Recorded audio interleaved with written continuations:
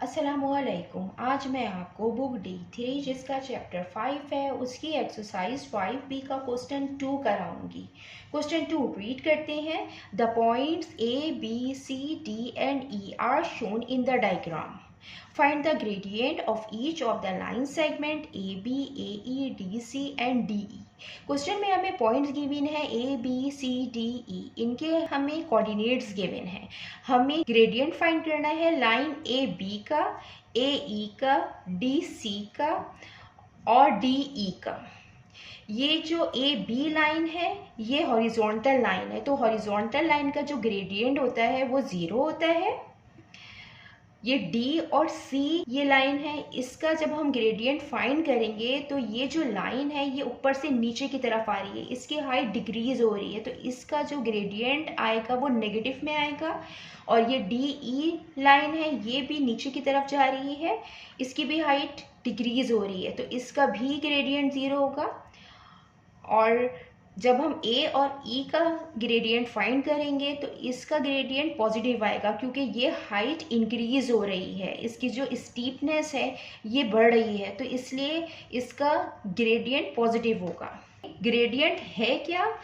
Gradient is a slope of a line. Line के slope को हम ग्रेडियंट कहते हैं। और जो ग्रेडियंट का फार्मूला होता है ये होता है change in y, y2 minus y1 upon change in x, x2 minus x1। Gradient find करेंगे ए बी का, ए ई का, डी सी और डी ई का। फर्स्ट हम ग्रेडियंट फाइंड करते हैं ए और बी का। तो फार्मूला लिखेंगे, हम ए और बी का ग्रेडियंट फाइंड कर रहे हैं। इसका फार्मूला होगा y2 minus y1 upon x2 minus x1। ए और बी के हम कोऑर्डिनेट लिख देते हैं 0,1 और बी के कोऑर्डिनेट है 7,1। इसको हम नाम दे देंगे x1 का, इसको y1 का, इसको x2 का और इसको y2 का। देन फार्मूले में पुट करेंगे ग्रेडियंट के। y2 है यहाँ पे 1, y1 भी 1 है तो -1 हो जाएगा, और x2 7 है और x1 0 है। 1 माइनस 1 0 और ये 7 हो जाएगा, तो जो ग्रेडियंट आएगा 0 आएगा। तो जो ए बी लाइन थी ये हॉरिजॉन्टल लाइन थी, तो हॉरिजॉन्टल लाइन का ग्रेडियंट 0 होता है। देन अब हम ग्रेडियंट फाइंड करते हैं लाइन ए ई का। तो जो हम ए और ई के कोऑर्डिनेट्स रखेंगे तो हम यहाँ पे ए के लिख देते हैं 0,1 और ई के लिख देते हैं 6,4। हम इसको नाम दे देंगे x1 का, इसको y1 का, इसको x2 का और इसको y2 का, और ये हम फार्मूले में पुट करेंगे। हम यहाँ पे डायरेक्ट पुट कर लेते हैं। ये y2 है तो यहाँ पे y2 है 4 माइनस, और ये y1 1 है अपॉन, यहाँ पे जो x2 है वो 6 है और x1 0 है। तो जो ग्रेडियंट आएगा ए ई लाइन का 4 माइनस 1 3, 6 माइनस 0 6, तो 3 1 टाइम 3, 3 2 टाइम 6। तो जो ग्रेडियंट आया है लाइन ए और ई का वो आया है 1/2, और ये पॉजिटिव में आया है क्योंकि इसकी हाइट इंक्रीज हो रही है, ये नीचे से ऊपर की तरफ जा रही है, तो इसका ग्रेडियंट पॉजिटिव है। ये जो ए ई लाइन है वो इस तरीके से बन रही है डायग्राम में। ये ए और ई लाइन है, जो लाइन ऊपर से नीचे की तरफ जाए जिसकी हाइट इंक्रीज हो तो इसका ग्रेडियंट पॉजिटिव होता है।